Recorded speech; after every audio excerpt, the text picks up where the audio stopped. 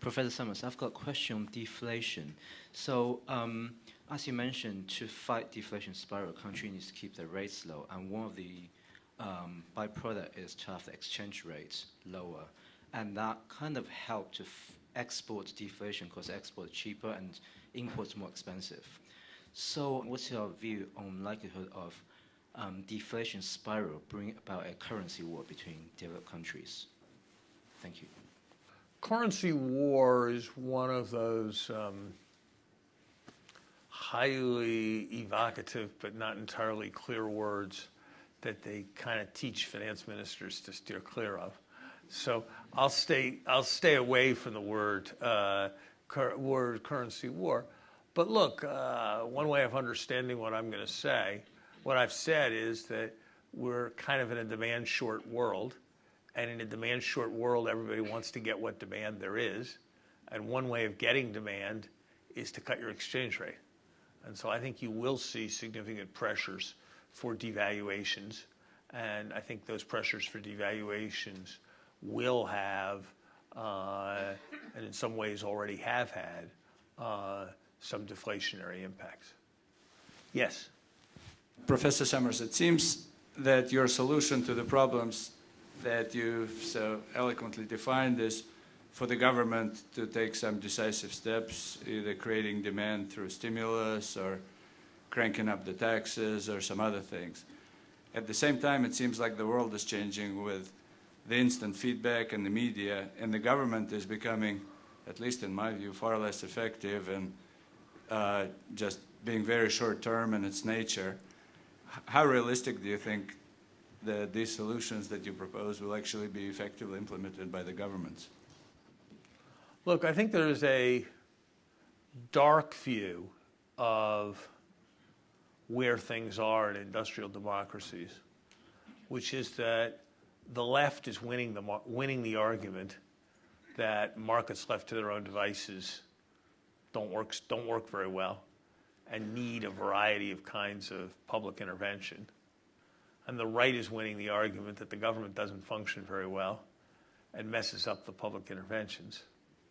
And if you take the two views together, it puts you in a kind of sour and pessimistic place. And I think that is one way of understanding what's going on. I think there's a ton that has to be done to make government work and function better. If you'll permit me a personal story, I've been a big advocate of infrastructure investment for the last couple of years.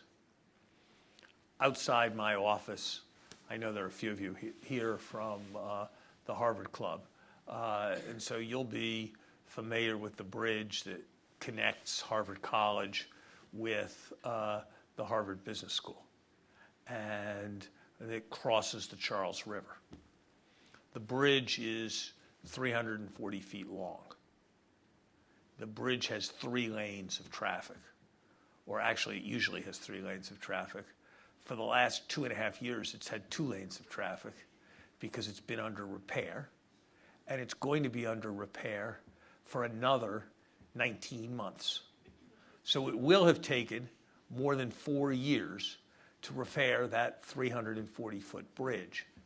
Now, I did a little work because I wondered how long it would take to do this. Well, it turns out that you can learn a certain amount about this with respect to the Rhine River. There are areas of the Rhine where it's 800 feet across. And Patton built bridges across them in 23 hours. Not in 24 months, in 23 hours. And those took not just cars, but tanks across the bridge. And so you do have a sense that it's probably important for government to figure out how to work better. And by the way, I learned a little more. There's a 2,000-foot span somewhere across the Rhine. And Julius Caesar, but long before the bulldozer was invented, built a bridge across it in less than 10 days. So, yeah, you're right. And I think it's got to be the task of progressives, and it's got to be the task people who have my concerns to make government function better and more effectively. But let's not confuse transparency with being flawed.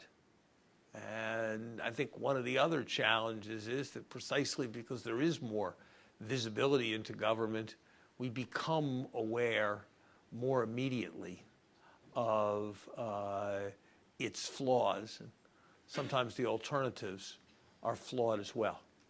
Let me take one more question. Yes, sir.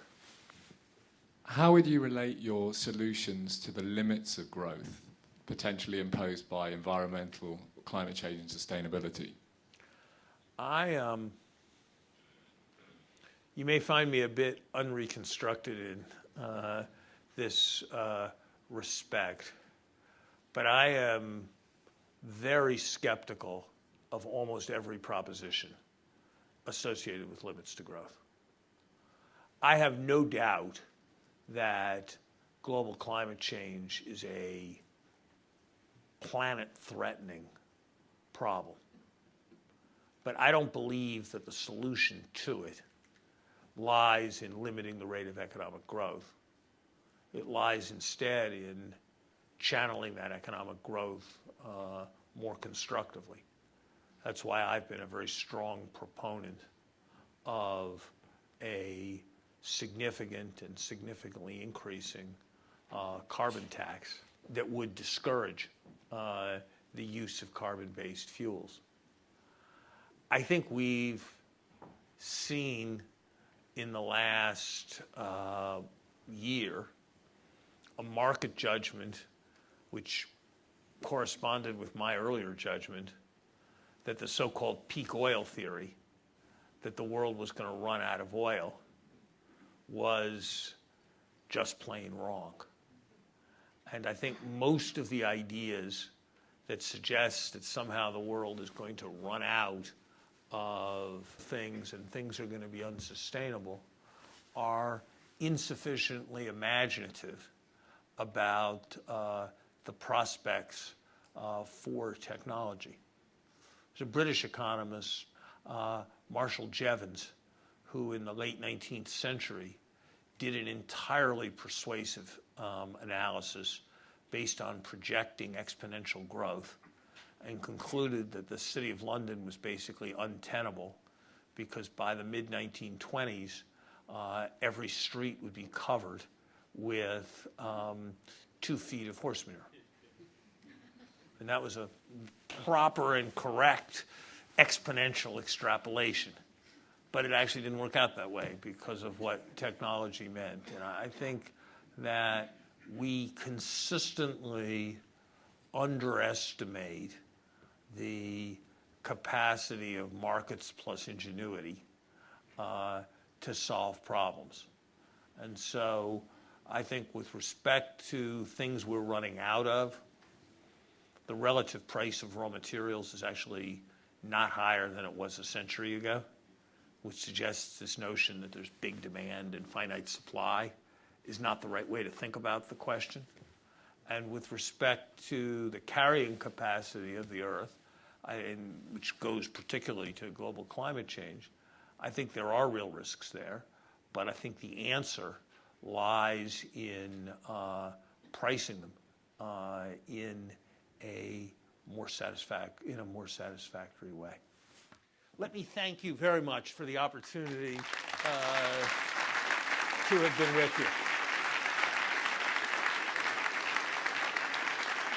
Thank you, Larry, for sharing with us your insight on how economic performance is at the root of our unstable societies, how trust in government is undermined by inequality. We take home tonight your strong message. To create successful, cohesive and peaceful societies, our political and economic leaders must create an adequate economic environment that allows a healthy middle class to flourish.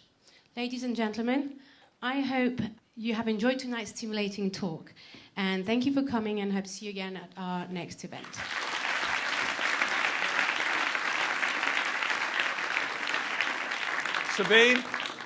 Sabine, I would only say that I wish my students were as good at listening to a 1-hour presentation and distilling it so successfully into a cogent paragraph. And the only problem with what you did was the very cogency of your paragraph made me wonder whether I really needed to speak for as long as I did. Thank you for those comments.